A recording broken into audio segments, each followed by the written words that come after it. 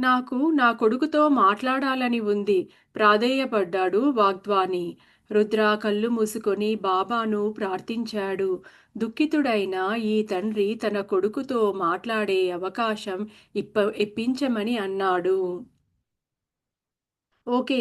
కానీ కొద్దిసేపే. ఇక అడుగు అన్నాడు రుద్ర. అబ్బాయీ!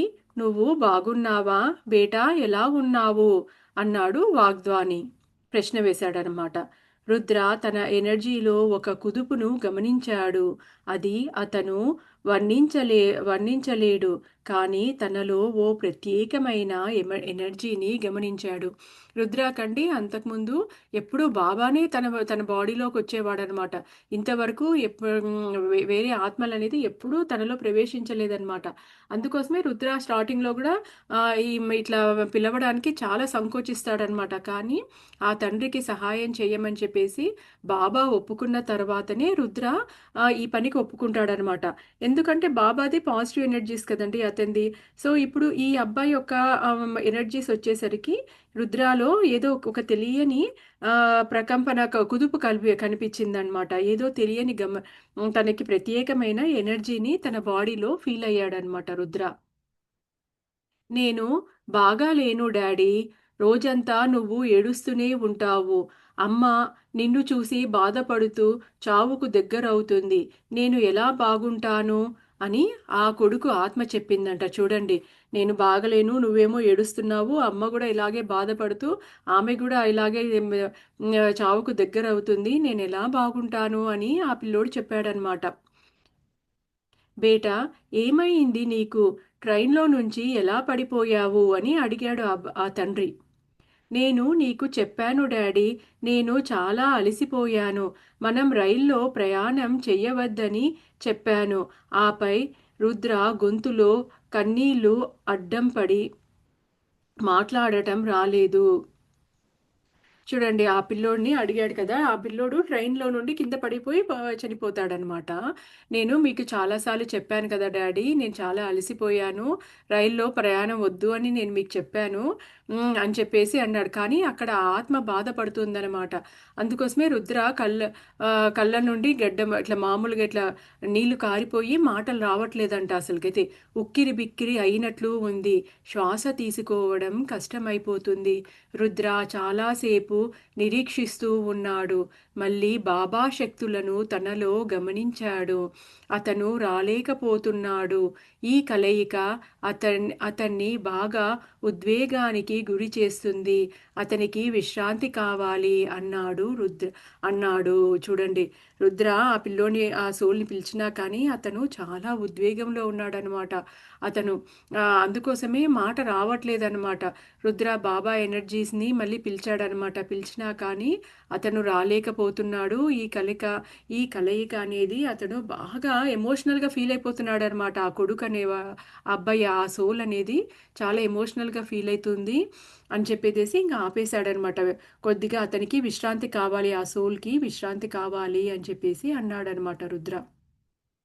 రుద్ర కళ్ళు తెరిచాడు. వాగ్వాని నిశ్శబ్దంగా ఏడవటం చూశాడు. అప్పటికే నిరాశ, నిస్పృహలతో నిండిపోయిన రుద్ర హృదయం నిండా విచారపు మబ్బులు కమ్ముకున్నాయి. వాగ్వా వాగ్వానిని చాలాసేపు ఏడుస్తూ ఏమీ మాట్లాడలేదు. అతను వాళ్ళ తండ్రి అనమాట. చాలాసేపు ఏడుస్తూ అతను ఏమీ మాట్లాడలేదనమాట. రుద్ర కూడా చాలాసేపు నిశ్శబ్దంలో ఉండిపోయాడనమాట. అలా తను కూడా చాలా నిరాశ, నిస్పృహలతో ఉండిపోయాడనమాట రుద్ర గూడా. కళ్ళు తెరుచుకొని ఎప్పుడో 1900లో తీసిన బాబా ఫోటో వంక చూస్తూ కన్నీళ్లు ఆహ్, చెక్కిళ్ళ మీద కారుతుండగా అలా ఉండిపోయాడు. అది మా అబ్బాయే. అతడు మీ ద్వారా నాతో మాట్లాడాడు. నేను ఎంతో మంది మీడియంలను కలిశాను. కానీ ఈరోజు మాత్రమే నేను నా కొడుకుతో మాట్లాడాను అని నమ్ముతున్నాను అన్నాడు వాగ్వాని. చూడండి, బాబా ఫోటో అక్కడ 1900లో తీసిన ఒక ఫోటో ఉందంట. అలా చూస్తూ ఉండిపోయాడంట అసలు అతను. అయితే కొంతసేపు అయిన తర్వాత అతను ఏం చెప్పాడంట, ఇప్పుడు మాట్లాడింది మా అబ్బాయే. నేను ఎంతోమంది మీడియంల దగ్గరికెళ్ళాను. కానీ నాకు అక్కడ నమ్మకం కుదరలేదు. కానీ ఈరోజు మాత్రము నాకు నమ్మకం కుదిరింది. నా కొడుకు ఆత్మతోనే నేను మాట్లాడాను" అని అన్నాడంట ఆ వాగ్దాని. ఎందుకు అడిగాడు రుద్ర. ఎందుకంటే అతను రైలు నుంచి పడిపోవడానికి 15 నిమిషాల ముందు, నాన్న నేను చాలా అలసిపోయాను, మనం టాక్సీలో వెళ్దాము అని మాట్లాడాడు. అవే ఆఖరి మాటలు. అప్పుడు ఇప్పుడు కూడా అవే మాట్లాడాడు. దయచేసి నాకు మళ్ళీ వాడితో మాట్లాడాలని ఉంది ప్రాధేయపడ్డాడు వాగ్దాని.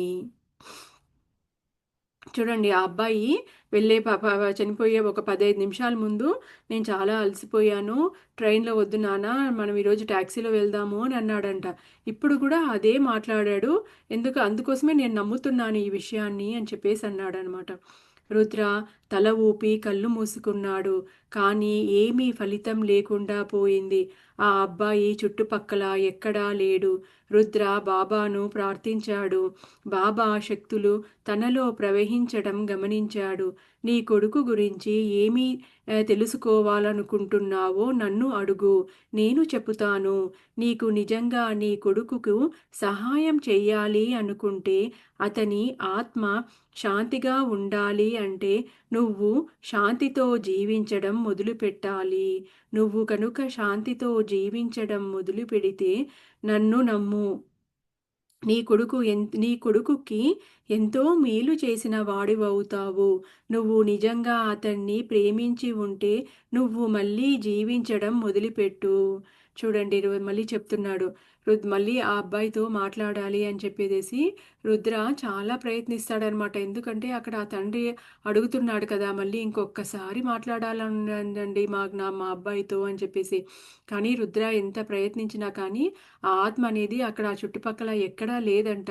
అప్పుడు రుద్ర ఏం చేస్తాడంటే బాబాని ప్రార్థించడం మొదలు పెడతాడనమాట. అప్పుడు బాబా ఎనర్జీస్ రుద్రాలోకి వస్తాడనమాట.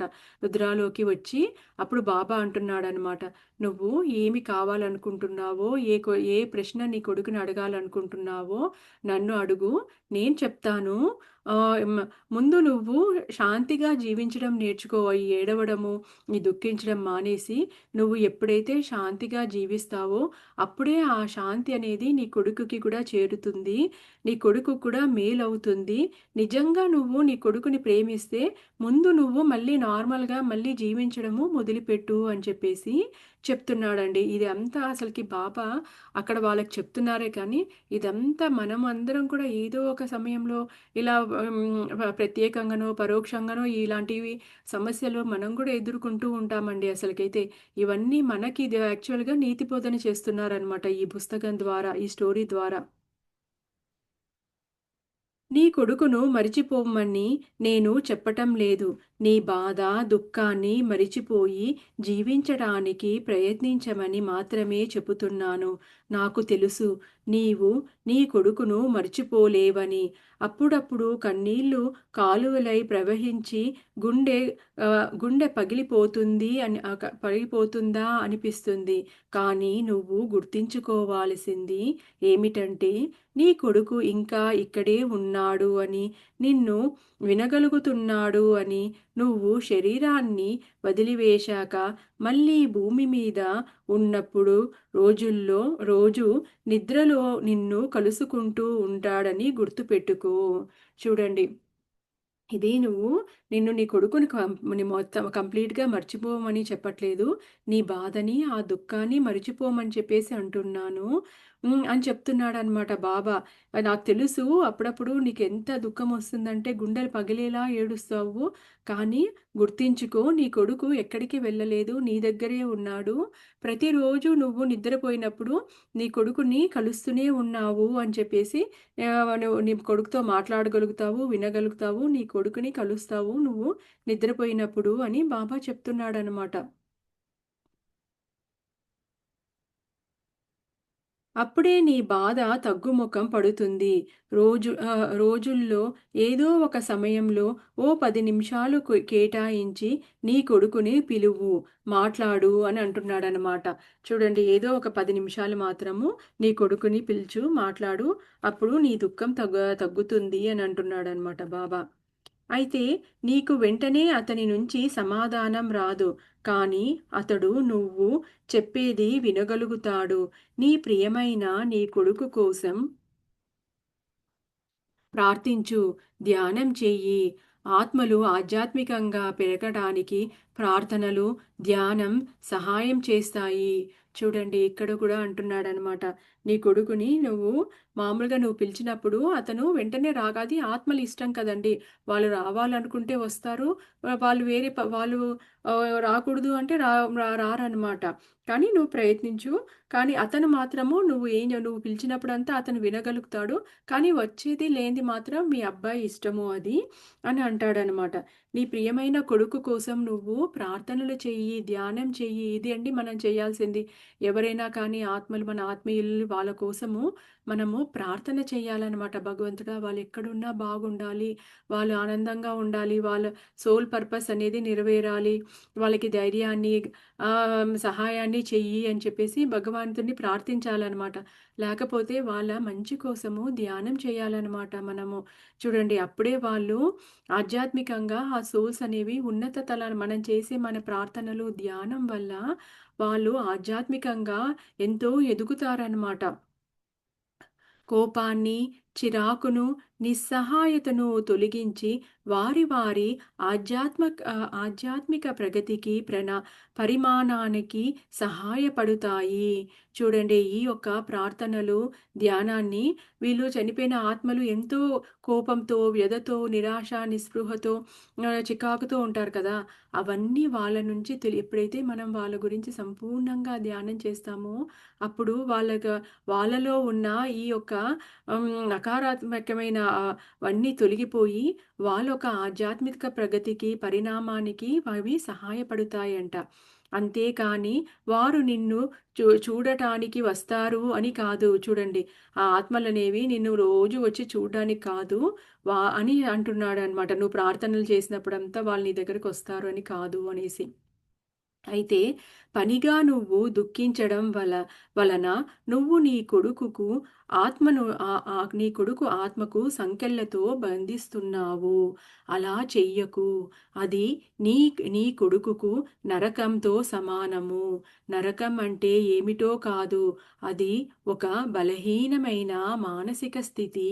నీ ప్రియమైన కొడుకుకు ఆ స్థితిలోకి వెళ్ళేలా చెయ్యకు. బాధకు, కోపానికి, నిస్సహాయతకు గురి చెయ్యకు. చూడండి, ఎంత చక్కగా చెప్తున్నారో. నువ్వు అంత కావాలంటే ప్రార్థన, ధ్యానం చెయ్యి. అంతేకాని నువ్వు ఇలా హ్మ్, నీ కొడుకుకి ఇట్లా బాధ పెడుతూ అతన్ని సంకెళ్ళతో బంధిస్తున్నావు. దానివల్ల అతనికి ఇంకా బాధకి, వ్యధకి గురవుతాడు. ఇది కూడా ఒక నరకం లాంటిది. చూడండి, నరకం అంటే ఏదో కాదండి, ఏదో లోకాలు అనుకుంటాం మనము. అది ఏమీ లేదనమాట. అది ఒక మానసిక స్థితి అనమాట. అదే నరకము అనంటే. ఆ స్థితిలోకి నీ కొడుకుని దిగజార్చకు అని అంటున్నాడనమాట. ఏ తల్లిదండ్రులైనా వాళ్ళ పిల్లలకి మంచి చేయాలి అనుకుంటారు కదండీ! ఒక్కొక్కసారి పరిస్థితులు ఎలా ఉంటాయంటే, మన వల్ల గూడా తప్పులు జరుగుతాయన్నమాట. దాంట్లో నుండి గూడా బయటికి రమ్మని చెప్పేసి బాబా చెప్తున్నాడనమాట. రైలు కదిలాక ఎంత సమయం తర్వాత నా కొడుకు రైలు నుంచి పడిపోయాడో తెలుసుకోవాలని ఉంది అడిగాడు వాగ్వాని. నన్ను నన్ను నా కొడుకైన ఈ మీడియంను పరీక్షించాలి అనుకుంటున్నావా? అడిగాడు రుద్ర.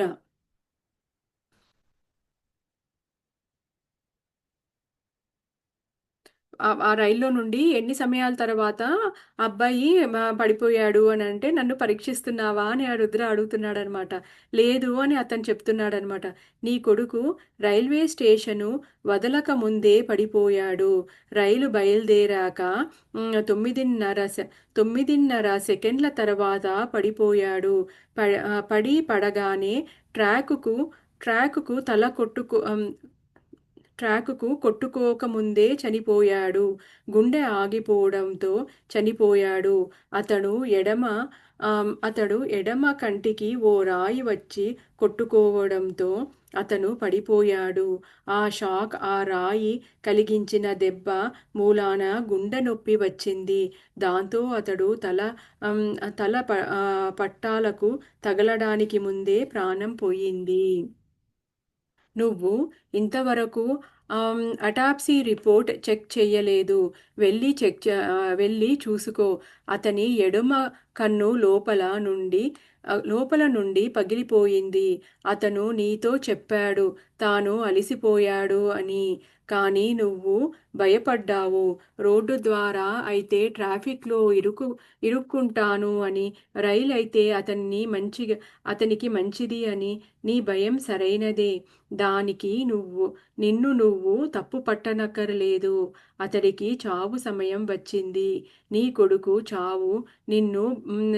నువ్వు బాధ్యుడివి కావు. నువ్వు టాక్సీలో పిలిచినా, విమానంలో పంపించినా, అసలు ఎక్కడికి పంపించినా, అసలుకి ఎక్కడికి పంపకపోయినా నీ కుమారుడు చనిపోయేవాడు. చూడండి, ఆ అబ్బాయి అంటాడు కదా, నేను అలసిపోయాను, ఈరోజు ట్రైన్లో వద్దు నాన్న, టాక్సీలో వెళ్దాము అని అంటాడు కదా. సో ఇప్పుడు నీ కొడుకుకి చావుకి, అరే నేను అబ్బాయి ట్రైన్లో వెళ్తే సేఫ్టీ కదా, మామూలుగా ట్యాక్సీలో అయితే ట్రాఫిక్ జామ్లో ఉండిపోతాము అని చెప్పేసి ఆ తండ్రి అనేవాడు ట్రైన్లో వెళ్ళాలని డెసిషన్ తీసుకుంటాడు. అరే ఇప్పుడు నా కొడుకుని నేను పాపము అలసిపోయాను అన్నా కానీ ట్యాక్సీలో తీసుకెళ్లకుండా ట్రైన్లో తీసుకెళ్లాను, ఆ అబ్బాయికి చావుకి నేనే కారణమని నువ్వు దుఃఖించపడకు. ఆ అబ్బాయికి టైం వచ్చింది, నువ్వు దేంట్లో తీసుకెళ్ళా కానీ, అసలుకి ఎక్కడికి తీసుకెళ్ళకపోయినా కానీ, ఈ ఇన్సిడెంట్ అనేది ఏదో ఒక విధంగా జరిగిండేది అని చెప్పేసి చెప్తున్నాడు అనమాట. నీ భార్య చేస్తున్న ప్రార్థనలు, నీ కుటుంబం చేసే దాన ధర్మాలు నీ కొడుకును ఆత్మతలంలో సురక్షితంగా ఉంచుతున్నాయి.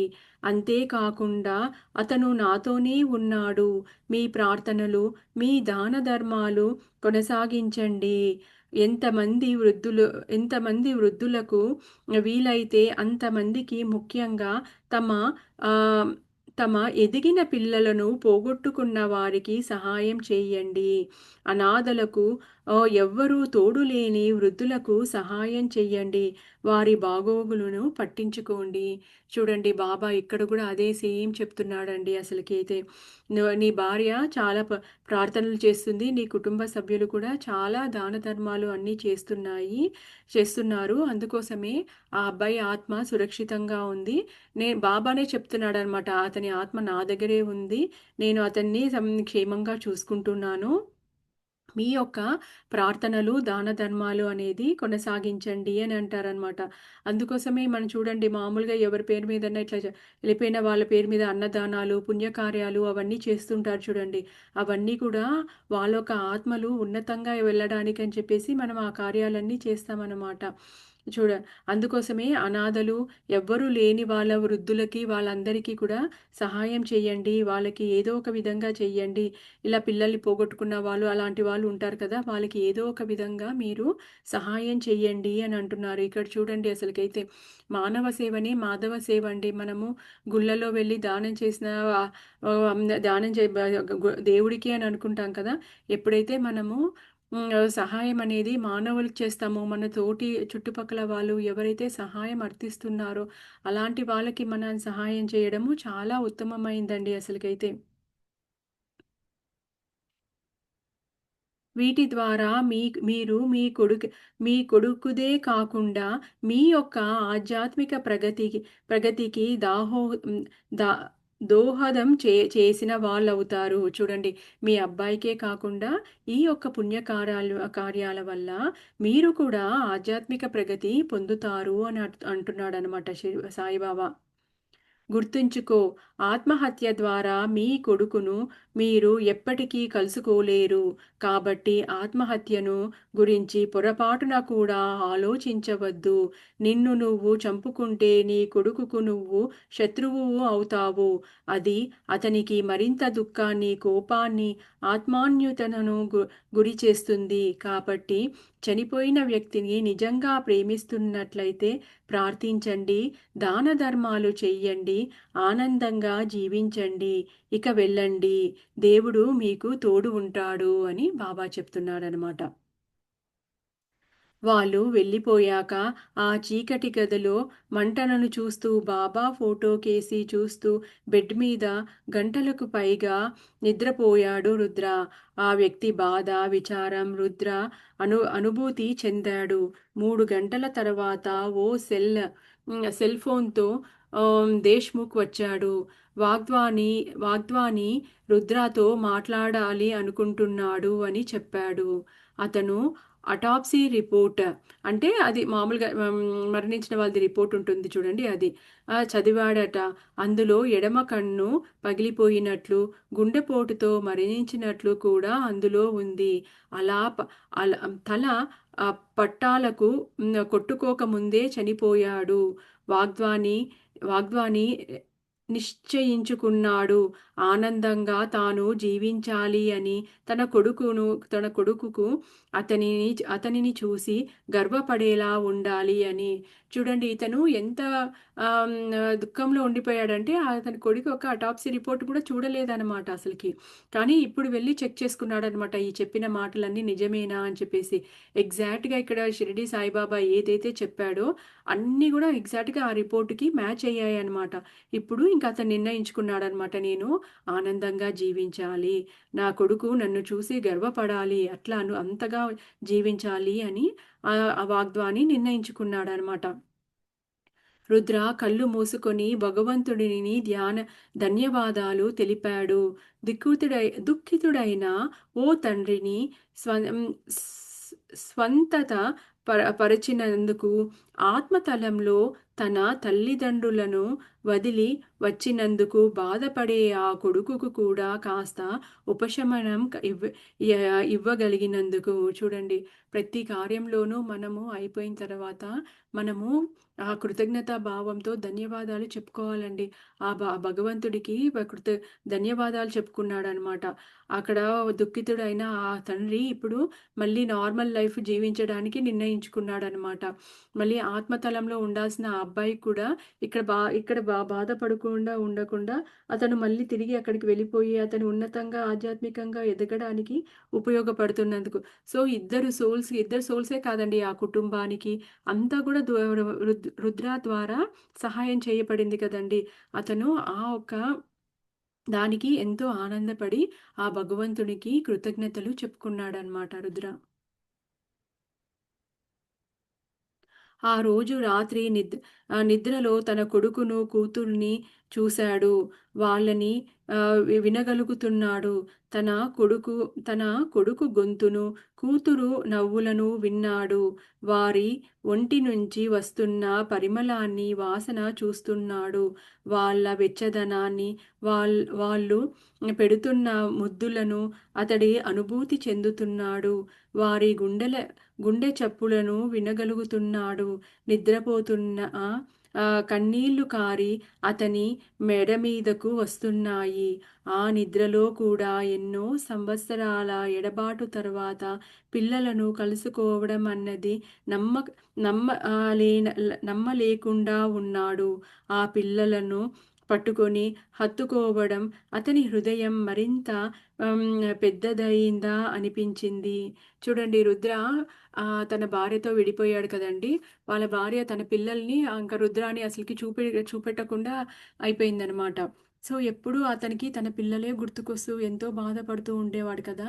ఆ రోజంట ఎందుకంటే ఇతను ఇంత మంచి పని చేశాడు కదా ఆ రోజు. తన పిల్లలు నిద్రలో తన పిల్లల్ని చూడగలిగారనమాట. చూసి వాళ్ళు పెట్టే ముద్దులని, వాళ్ళ యొక్క వెచ్చదనాన్ని, తన పిల్లలు అంత సమీపంగా తనకి ఉండడాన్ని, ఆ అనుభూతిని అదంతా రుద్ర అనుభూతిని చెందగలిగాడనమాట. తన హృదయం ఎంతో ఆనందంతో ఎంతో పెద్దదయిందా అన్నంత అనుభూతి, అంత ఆనందాన్ని రుద్ర అనుభవించాడనమాట. వారే తన జీవితానికి ఆహ్, చుక్కాని. వారి వారి చుట్టూ తన జీవితం తిరుగుతూంది. అతని కలలో వాళ్ళు కాస్త పెరిగారు. అతని కొడుకు మరీ మరీ అతనితో చెబుతున్నాడు. తాను ప్రతిరోజు హ్మ్. నాన్నను మిస్ అవుతున్నాను అని. సడెన్‌గా ఆ పిల్లాడు ఏడవడం మొదలుపెట్టాడు. ఆహ్, వె పెట్టాడు వెళ్ళొద్దు అని. ఆ కలలో నుంచి మెలకువలోకి వచ్చే ముందు రుద్ర గుర్తున్నది ఏమిటంటే తన కొడుకు ఏడుస్తూ ఉండడం. లేచి కూర్చున్నాడు రుద్ర కళ్ళు మూసుకొని. పిల్లల ఆరా తన ఆరాతో కలిసిపోయింది. వారి పరిమళం, వారి వెచ్చదనం, వారి ముద్దులు, వారి సామీప్యం వాస్తవంగా అనిపిస్తూ ఉన్నాయి. కానీ ఆ పిల్లవాడు ఏడుపు రుద్ర స్తుప్త చేతనంలో నుంచి ఓ వణుకును వెన్నుముకగా గుండా తెప్పించింది. చూడండి ఆ పిల్లలు తన ఆ పిల్లల్ని చూసాడు కదా! ఎంతో క్లియర్‌గా, స్పష్టంగా తన పిల్లల్ని కలలో చూడగలిగాడనమాట. అందులో వాళ్ళ అబ్బాయి తను వదిలిపెట్టినప్పుడు కన్నా ఇప్పుడు కొంచెము పెద్దగయిపోయాడనమాట. పెద్దగయిపోయి డ్యాడీ మమ్మల్ని వదిలిపెట్టి వెళ్ళొద్దు అని చెప్పేసి ఏడవడము రుద్ర చూసాడనమాట.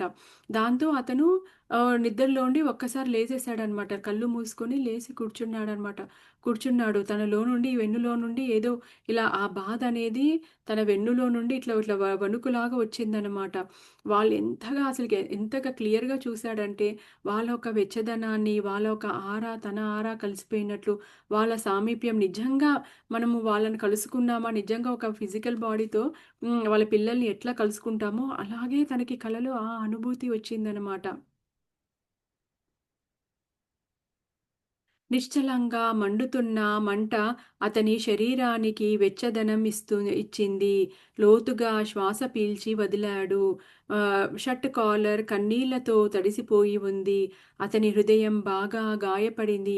ఏ క్షణమైనా అది ఆగిపోయి తన దుఃఖం, ఎడబాటు, ఒంటరితనం నుంచి ఉపశమనం కలుగుతుందేమో అనిపిస్తుంది. మళ్ళీ మళ్ళీ కళ్ళు తడి అయ్యాయి. మళ్ళీ నిద్ర కోసం ప్రయత్నించాడు. కానీ వృధా ప్రయత్నమే అయ్యింది. అతడు ఎవరినీ నిందించటం లేదు. ఎవరి పట్ల ఏ అవక ఏ అపకారమూ చెయ్యలేదు. తన జీవిత భాగస్వామి పట్ల విశ్వాసంగా ఉండకపోవడమే నేరమైతే అందులో తాను ఒక్కడే బాధ్యుడు కాదు. అతనిలోని పెద్ద మూర్ఖత్వం ఏమిటంటే తన ప్రియతమములు అనుకున్న వారి పట్ల వారి అసలు నైజం పట్ల గుడ్డిగా ఉండడము. చూడండి అతను రుద్ర అనేవాడు అతను ఏమి తప్పు చేయలేదనమాట.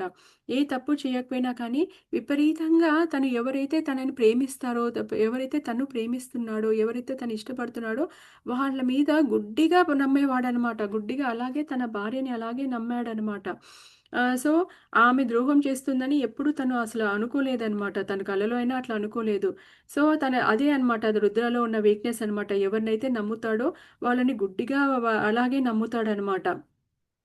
వారు తన పిల్లల మనసుల్లో అసహ్యాన్ని, ద్వేషాన్ని నింపి వారి అమాయక బాల్యంతో ఆడుకుంటున్నారు. వారి కంట్రోల్‌లో వారి కంట్రోల్‌లో ఉంచుకోగలిగారు. రుద్ర తన శిలువతో హ్మ్, రుద్ర తన శిలువతో జీవించగలుగుతున్నాడు. రుద్రాకి ఆశ్చర్యం కలుగుతుంది. తన పిల్లలను అంత భయంకరంగా ప్రభావితం చేసి వాళ్ళ వాళ్ళు విరిగిన మనసులతో, హృదయాలతో ఆడుకుంటున్న వారు వారి శిలువలను ఎలా మోస్తున్నారో అని. చూడండి రుద్ర కూడా ఆ శిలువ మోయడము అంటే ఆ బాధ, ఆ దుఃఖాన్ని మోస్తున్నాడు కదండీ! ఆ పిల్లలు ఆ పిల్లలకి రుద్ర మీద అసహ్యము, ద్వేషము వచ్చేలాగా అన్నీ చెడు మాటలన్నీ చెప్పారనమాట అతని మీద. "వద్దు మీ నాన్న మంచోడు కాదు. మీ నాన్న దగ్గరికి వెళ్ళక" అని చెప్పేసేసి అలా వాళ్ళు తన తండ్రి మీద చాలా తప్పుడు అభిప్రాయం తీసుకొనొచ్చాడనమాట. అలా తన పిల్లలకి అంత ఆమ అంతగా చెడు నూరిపోసారు కదండీ! వాళ్ళు ఎలాంటి శిలువని మోస్తారో అని చెప్పేసి ఆ ఒక్క ఎవరైతే తన మీద నెగెటివ్‌గా చెప్పిన ఒక వ్యక్తుల గురించి అనుకుంటున్నాడనమాట. కానీ అతనికి ఎవరి పట్ల ఎలాంటి ద్వేషం కానీ, తన భార్య పట్లైనా కానీ, తన భార్యకి తప్పుడు ఇన్ఫర్మేషన్ ఇస్తున్న వాళ్ళ పట్ల కానీ, అతనికి ఎలాంటి ద్వేషము, అసూయ, అసలు కోపము అనేది ఏది లేదనమాట. రుద్ర ఆ స్థాయి దాటి వచ్చేసాడు కాబట్టి, షిరిడి సాయిబాబా ఒక సాన్నిధ్యాన్ని అతను అనుభవించగలుగుతున్నాడనమాట. పిల్లలు కూడా అంత సులభంగా ఎలా మారిపోగలిగారు, ఎలా తండ్రిని అసహించుకోగలిగారు, వారిని తన జీవితం కన్నా ఎక్కువగా ప్రేమించాడే. రుద్ర కొడుకు తన మనసులోకి వచ్చి తన ఎమోషన్స్‌తో ఆడుకోవటం అడ్డుకోలేకపోతున్నాడు. తన కొడుకును తాను ఎంతో మిస్ అవుతున్నాడు. తరచూ ఆశ్చర్యపోతూ ఉంటాడు రుద్ర. ఓ చిన్న బాలుడు ఉంగరాల జుట్టుతో ఉండి తన జ్ఞానాన్ని, వేదాంతాన్ని నాశనం చేసి ఎలా ఇంత పెద్దవాడిగా ఆహ్, పెద్ పెద్దవాడిని ఏడిపించగలుగుతున్నాడు. ఇంత బాధని చిరునవ్వుల వెనకాల దాచిపెట్టి జీవించగలుగుతున్నాడు. ఈ ఉంగరాల జుట్టు పిల్లవాడు తన ముద్దులతో హస్కీ గొంతుతో వెచ్చని కౌగిలితో మళ్ళీ రుద్రాని ఏడిపిస్తున్నాడు. చూడండి. ఆ పిల్లోడు వాళ్ళ కొడుకుని గురించి చెప్తున్నారనమాట. ఆ చిన్న పిల్లోడనమాట ఉంగరాల జుట్టు, హస్కీ గొంతుతో మళ్ళీ రుద్రాని ఏడిపించగలిగాడు అని చెప్పేసేసి. తన పిల్లలు అతనిని మిస్ అవుతున్నారా? తన గురించి ఆలోచిస్తున్నారా?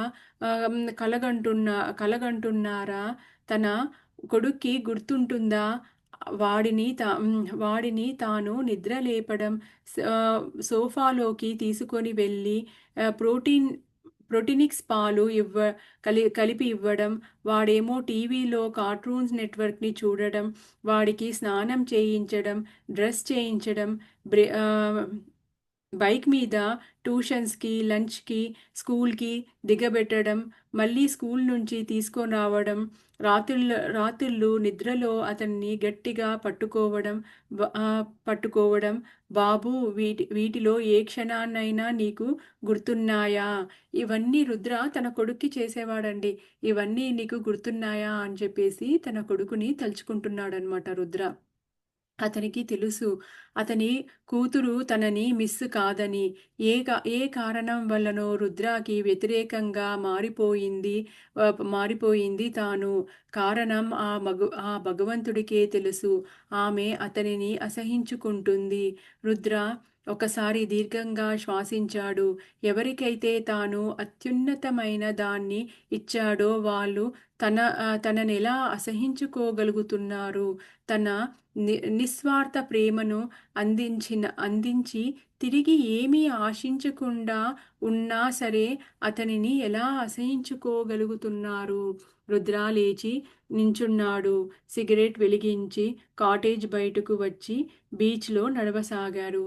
చూడండి, ప్రతి వ్యక్తి కూడా అసలుకైతే ఎంతో బాధకి వీటికి అంతా గురైతాడనమాట. అతనికి తన కొడుకు, తన కూతురంటే చాలా పంచప్రాణాలనమాట. ఎంతో ప్రేమిస్తాడు. కానీ అతని భార్య ఇప్పుడు వాళ్ళ పిల్లల్ని కలవనీయకుండా అతని మీద చెడుగా చెప్పడం వల్ల వాళ్ళందరూ దూరమైపోయాడనమాట. తన కూతురు తనని అంతగా ఎందుకు ద్వేషిస్తుంది? ఎంత చేశాను కదా! ఎంతో నిస్వార్థంగా చేశాను. ఇలాంటి ఎమోషన్స్ మనకు గూడా అప్పుడప్పుడు వస్తుంటాయండి. ఎంతో చేశా కానీ మనని ఎవరు అర్థం చేసుకోలేదు అని చెప్పేసేసి. సో, ఇలాగనే రుద్ర గూడా ఒక సామాన్య వ్యక్తిలాగా ఆలోచిస్తూ బాధపడుతున్నాడనమాట. అతని కుక్క స్నేహితులు తన పక్కనే నడుస్తున్నాయి. వాటికి ఆశ్చర్యం. ఎందుకు తన స్నేహితుడు ఇంత లేటుగా బీచ్‌లో నడుస్తున్నాడు అని. ఎందుకు కళ్ళల్లో నుంచి నీళ్లు కారి గెడ్డం గీసుకొని అతని చెంపల మీద జారుతున్నాయి అని. వాటికి ఆశ్చర్యం వేసింది. చూడండి, అంత అర్ధరాత్రుల్లో కూర్చొని అతను నిద్రలేసి వాకింగ్ చేస్తున్నాడు కదా! ఎందుకు ఇతను ఈ టైంలో వాకింగ్ చేస్తున్నాడు అని చెప్పేసి ఆ కుక్కలు ఆశ్చర్యంగా చూస్తున్నాయంట రుద్ర ముఖాన్ని. కాసేపటి తరువాత రుద్ర తన నల్ల వ్యానులోకి ఎక్కి వెనకాల సీటులో తన ఫ్రెండ్స్ కుక్కలకి సౌకర్యవంతంగా ఉన్నాయా లేదా అన్నది నిర్ణయించుకొని నెమ్మదిగా డ్రైవ్ చెయ్యసాగాడు. ఆ పైనుంచి చంద్రుడు అతన్ని చూస్తూ ఉన్నాడు. లెనార్డ్ కోహెన్ పాడిన ఓ విషాద గీతం ఆ రాత్రితో ప్రతిధ్వనిస్తూ ప్రతిధ్వనిస్తూ ఉంది. చూడండి, రుద్రాకి ఎప్పుడు మనసు బాలేకపోయినా తన దగ్గర ఒక నల్ల వ్యాన్ ఉంటుంది కదండీ! ఆ వ్యాన్‌లో వెళ్ళిపోతాడనమాట. వెళ్ళిపోయి డ్రైవ్ చేసుకుంటూ ఎక్కడ వెళ్తాడో అతనికి తెలీదనమాట. ఎక్కడ ఆగాలనిపిస్తే అక్కడ ఆగి అలా ఉంటాడనమాట. ఇతను ఒక జిప్సీలాగా జీవిస్తూ ఉంటాడు కదండీ! అదే ఇక్కడ చెప్తున్నాడనమాట. ఓ రోజు బాగా పొద్దెక్కి లేచాడు రుద్ర. అతనికి ఒక కాటేజీని కా అతడికి ఇక కాటేజీని వదిలేసి నల్ల వ్యానులో ప్రయాణించాలి అని ఉంది. ఒక ప్రదేశంలో ఎక్కువ కాలం ఉండలేడు తాను. కుక్కలు తోటలో ఉండి అతనిని చూడగానే తోకలు ఊపాయి. రుద్ర వాటి వంక చూసి చిరునవ్వు నవ్వాడు. వెంటనే అతని మీదకు ఒక్క ఉదుపుతో దూకాయి. వాటిని నెమ్మదిగా తాకాడు రుద్ర ప్రేమతో. 3 వేరు వేరు గిన్నెల్లో పాలు పోశాడు. ఆ పాలల్లో కాసిన్ని బిస్కెట్లు, బ్రెడ్డు నలిపివేశాడు. బ్రాన్లీ బ్రెడ్ పాలతో వేస్తే చాలా ఇష్టం. ఇష్టం ఉండదు. బ్రెడ్‌ను అలాగే తినడం ఇష్టం దానికి. కాబట్టి దానికి మాత్రం 3 బ్రెడ్ ముక్కలు పక్కననే గడ్డి మీద పడేశాడు. తోకలు ఊపుకుంటూనే ఉన్నాయి కుక్కలు. వాటికి బ్రేక్‌ఫాస్టు రుద్ర తయారు చేసే వరకు ఓర్పుగా ఎదురుచూస్తూ ఉన్నాయి. ఓకే, ఇంకా వచ్చి తినండి అనగానే గబగబా వచ్చేశాయి. కానీ ఈరోజు రుద్ర వాటికేసి చూసి వచ్చి తినండి అన్నట్లుగా సైగ చేశాడు. వెళ్ళి కాటేజ్ మెట్ల మీద కూర్చున్నాడు. మామూలుగా అయితే పరిగెత్తుకుంటూ వచ్చేవి. ఈరోజు వాటి మాస్టర్ కళ్ళల్లో విషాదం, బాధ చూశాయి. అవి కూడా నెమ్మదిగా బరువుగా పాలగిన్నె వైపు నడిచాయి. బ్రాన్లీ రుద్ర వైపు చూసింది. రుద్ర మళ్ళీ ఓసారి నవ్వి తినమని చెప్పగానే గిన్నెలో మూతి పెట్టింది. బ్రాన్లీ రుద్ర మాటలతో తినమని చెప్పే వరకు తినదు. కల కలలో కలలో కాకుండా నిజంగానే వాళ్ళతో తాను గడిపేశాడు అనిపిస్తుంది రుద్రాకి. చూడండి, ఆ కుక్కలు ఎంత రుద్రాకి ఆ కుక్కలకి ఎంత ఎమోషనల్‌గా అటాచ్‌మెంట్ ఉందో ఇక్కడ అంతా మనకి వివరిస్తున్నారు. ఆ రోజు ఏదో ట్రాన్స్‌లో ఉన్నట్లు అనిపించింది. అదృష్టవశాత్తు ఆ రోజు ఛానెలింగ్‌కి ఎవ్వరూ రాలేదు. బాబా ఎక్కడికి వెళ్ళినట్లు దాదాపు నెల అయింది మాయమయ్యి. తాను ఈ జ్ఞానాన్ని, ఈ ఆ స ఆ స ఆ జ్ఞానాన్ని, ఆ సాధువుని, అతని సామీప్యాన్ని, ప్రేమగా చూసే ఆ కళ్ళని ఎంతో మిస్ అవుతున్నాడు. బాబా మాటలతో రుద్ర చిన్న పిల్లాడిలా నవ్వేవాడు. ఆ రాత్రే మళ్ళీ రుద్ర తన నల్ల వ్యానులోకి వెళ్ళాడు. తలుపు తెరిచిపెట్టి అందులో పడుకున్నాడు. ఆ ముగ్గురు స్నేహితులు అతనికి కొన్ని అడుగుల దూరంగా గడ్డిలో ఉండి అతనిని మధ్య మధ్యలో చూస్తూ ఉన్నాయి. నీకు నీకు మేము ఉన్నాము. నువ్వు ఒంటరి వాడివి కావు అని చెప్తున్నాయి అనిపిస్తూ ఉంది. వాటి వెనుకాల ఇసుక, ఆపై అలలు, సముద్రం పాడే జోలపాట తన కోసమా, లేక ప్రపంచానికి తన వెండి వెలుగులలో జలకాలాడిస్తున్న చంద్రుడి కోసమా? ఇవంతా వర్ణిస్తూ ఉన్నారండి. అతని యొక్క భావోద్వేగాలు, అతను ఎలా తన యొక్క ఎమోషన్స్ నుంచి అతను ఎలా బయటపడగలుగుతున్నాడు, ఇవన్నీ ఇక్కడ మనకి వివరిస్తున్నారనమాట. 3 రోజుల తర్వాత మళ్ళీ ఛానెలింగ్ కోసం తిరిగి వచ్చాడు రుద్ర. తన నోటి మాటలు దయ, సానుభూతితో స్పందించడం, సీరి సీనియర్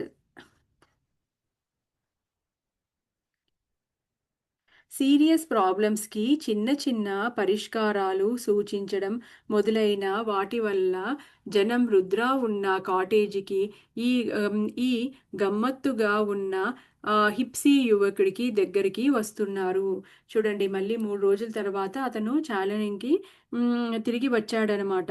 వచ్చిన తర్వాత తన యొక్క నోటి మాటల ద్వారా దయా, సానుభూతితో ఉన్న తన తన దగ్గర చిన్న చిన్న ప్రాబ్లమ్స్‌కి ఇట్లా సొల్యూషన్స్ ఇవ్వడానికి దీని గురించి గూడా చాలామంది అతని దగ్గర జనాలు వస్తున్నారనమాట.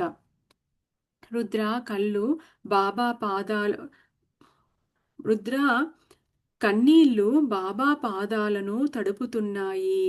దయచేసి నన్ను వదిలిపెట్టొద్దు బాబా. నాకు ఏమీ అక్కరలేదు. మానవ సంబంధాలు వద్దు. మనశ్శాంతి వద్దు. స్వర్గం కూడా వద్దు. నువ్వు ఉంటే చాలు. నన్ను వదిలి వెళ్ళొద్దు బాబా. కన్నీళ్లతో ప్రాధేయపడ్డాడు రుద్ర.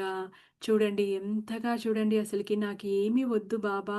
నువ్వుంటే చాలు అని చెప్పేసి ఇందాక కూడా చెప్పుకున్నాం కదా! అతను చాలా రోజులైంది. నెల రోజులైపోయింది. బాబా తన దగ్గరికి రాలేదని, బాబాని మిస్ అయితున్నాడు అని చెప్పేసి.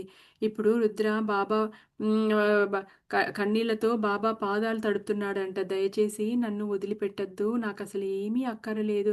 ఏ సంబంధాలు వద్దు. మనశ్శాంతి, స్వర్గము ఇవన్నీ ఏమి అవసరం లేదు.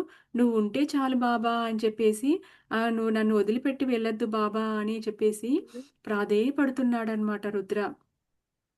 బాబా రుద్ర తల నిమిరాడు. నేనెక్కడికి వెళ్ళగ నేనెక్కడికి వెళ్ళగలను? నువ్వు నన్ను వద్దనుకుంటే తప్ప. ఏ హృదయం నన్ను పిలుస్తుందో అక్కడ ఎప్పుడూ నేను ఉంటాను. నా పిల్లలను నేను ఎప్పుడూ వదలను. వాళ్ళు నన్ను మరిచిపోయినా సరే. చూడండి బాబా ఎంత చక్కగా చెప్తున్నారో. నేనెక్కడికి వెళ్ళలేదు. ఎక్కడ ఏ హృదయం నన్ను పిలుస్తుంటుందో నేను ఎప్పుడూ అక్కడే ఉంటాను అని చెప్పేసేసి. నన్ను పిల్లలు వదిలిపెట్టినా కానీ నేను వాళ్ళని మర్చిపోను, వాళ్ళని వదిలిపెట్టను అని చెప్పేసి. గురువులు, మాస్టర్స్ అండి మనము చనిపోయా కానీ మళ్ళీ నెక్స్ట్ బర్త్‌లో గూడా వాళ్ళు మనల్ని వదిలిపెట్టరనమాట. మనల్ని వెతుక్కుంటూ వాళ్ళు వస్తారనమాట. అదే ఇక్కడ బాబా గూడా చెప్తున్నారనమాట అసలకైతే. వాళ్ళు నన్ను మర్చిపోయినా సరే నేను మాత్రము గురువు అనేవాడు మనల్ని మర్చిపోడనమాట. మనల్ని ఎప్పుడూ వదిలిపెట్టడనమాట. నువ్వు నా సామీప్యాన్ని అనుభూతి చెందాలి అంటే అబ్బాయి, నువ్వు అన్ని వేళలా నన్ను గుర్తించుకోవాలి. అంటే నేను అంటే నేను అడిగేది. అంతే నేను అడిగేది. చూడండి నువ్వు నన్ను మ నువ్వు నా సామీప్యాన్ని అంటే నేనెప్పుడూ నీ దగ్గర ఉన్నాను అని అనుకుంటూ ఉండాలి అనంటే, నువ్వెప్పుడూ నన్ను గుర్తించుకుంటూ ఉండాలి. ఆ బాబా ఒక ఆ భగవంతుడు, మనము ఆ దివ్య స్వరూపాన్ని వాటిని ఎప్పుడూ మనం గుర్తించుకుంటూ ఉండాలనమాట. అదే నేను అడిగేది అని బాబా చెప్తున్నాడు.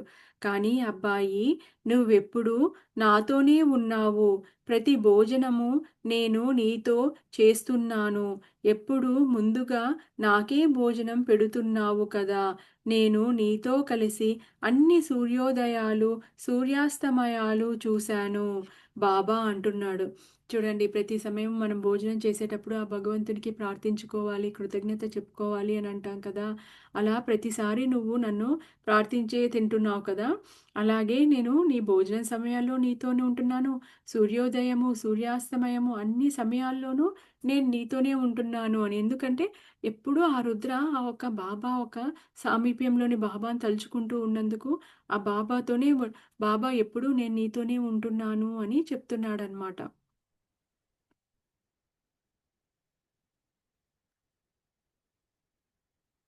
ఈ మీడియంషిప్, ఛానెలింగ్ లాంటి బరువైన ఆధ్యాత్మిక బాధ్యతలు నాకు వద్దు బాబా.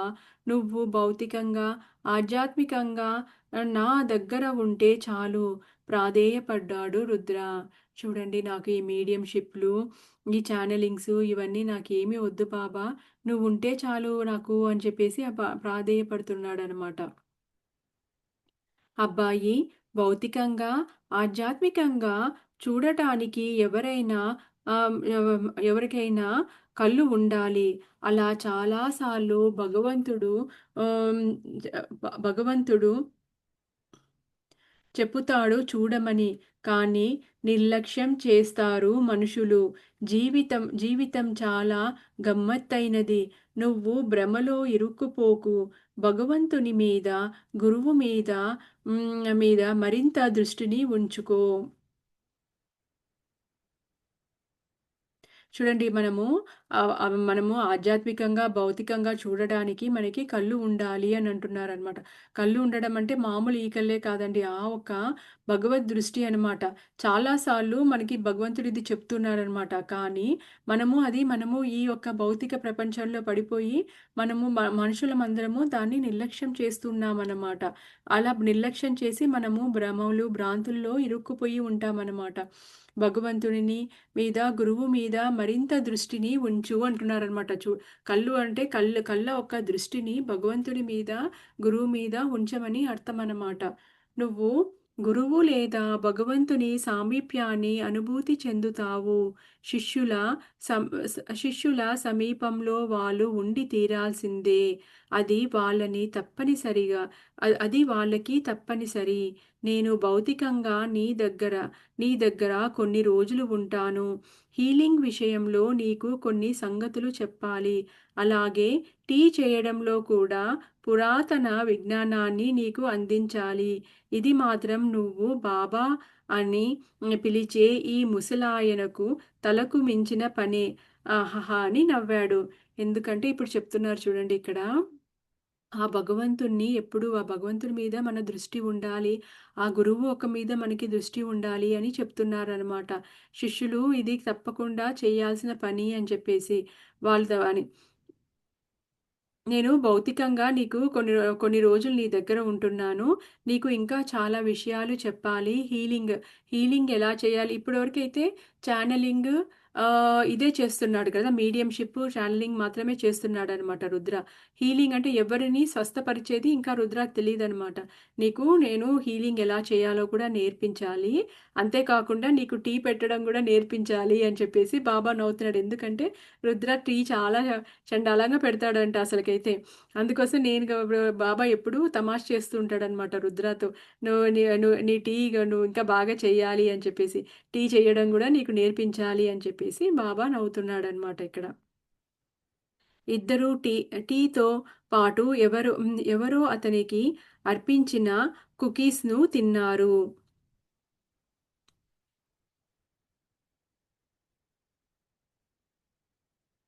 కిచెన్ అంతా ప్రపంచం నలుమూలల నుండి వచ్చిన వస్తువులతో నిండిపోయి ఉంది. కొందరు పువ్వులు ఇస్తారు, నూనె ఇస్తారు, అగరబత్తులు తెస్తారు, సిగరెట్స్ తెస్తున్నారు, కుకీస్ ఇస్తారు. కొందరు డబ్బు ఇస్తున్నారు. అన్నీ ముందు బాబా ఫోటో ముందు పెడుతాడు రుద్ర. ఇప్పుడున్నవన్నీ బాబాకు చూపించాడు. బాబా నవ్వాడు.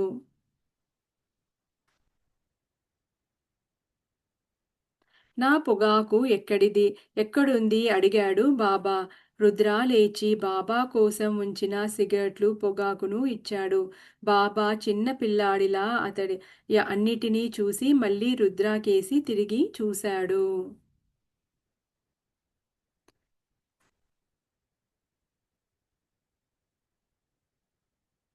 నువ్వు నా ముందు ఏమి పెడుతున్నావో వాటినే నేను అందుకొని నిన్ను ఆశీర్వదిస్తూనే ఉన్నాను.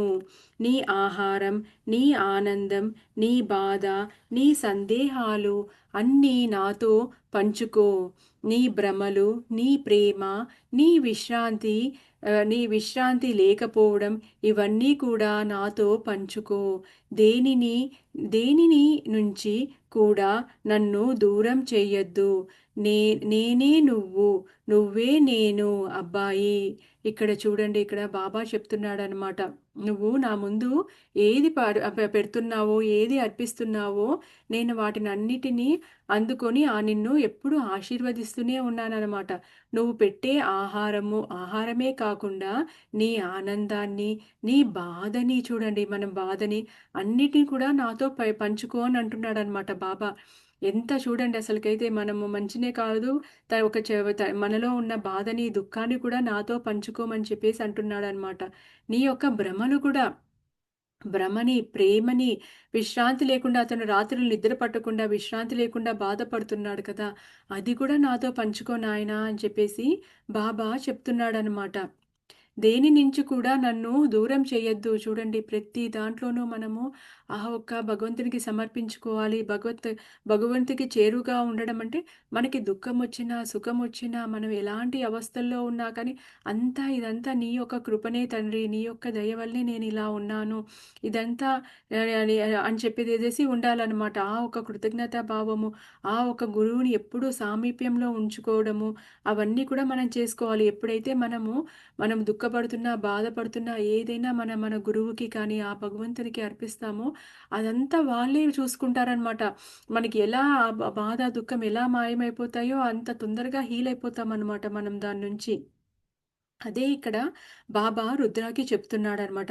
దేని నుంచి కూడా నన్ను దూరం చెయ్యొద్దు. నువ్వు ఒకటే అబ్బాయి అని చెప్తున్నాడు. నువ్వు వేరు కాదు, నేను వేరు కాదు అని అంటున్నాడనమాట. భగవంతుడు, భక్తుడు ఎప్పుడూ ఒకటే అండి అసలకైతే. నేను సూర్యోదయాన్ని, సూర్యాస్తమయాన్ని కూడా నేనే చూడండి. నేనే సూర్యోదయాన్ని, సూర్యాస్తమయాన్ని కూడా నేనే. నేనే అగ్నిని, కాంతిని, ఇది ఇచ్చే ఇది ఇచ్చే వెచ్చదనాన్ని. నువ్వు ఎప్పుడూ పదార్థం నుంచి మనసు నుంచి వేరు చెయ్యకు. చూడండి నేనే ఆ సూర్యోదయంలోనూ నేనే ఉన్నాను, సూర్యాస్తమయంలోనూ నేనే ఉన్నాను. నేనే నువ్వు అంటున్నాడు కదా! ఆ అగ్నిలో నుండి వచ్చే కాంతి, ఆ కాంతిలో నుండి వచ్చే వెచ్చదనాన్ని అంతా గూడా నేనే అని చెప్తున్నాడనమాట.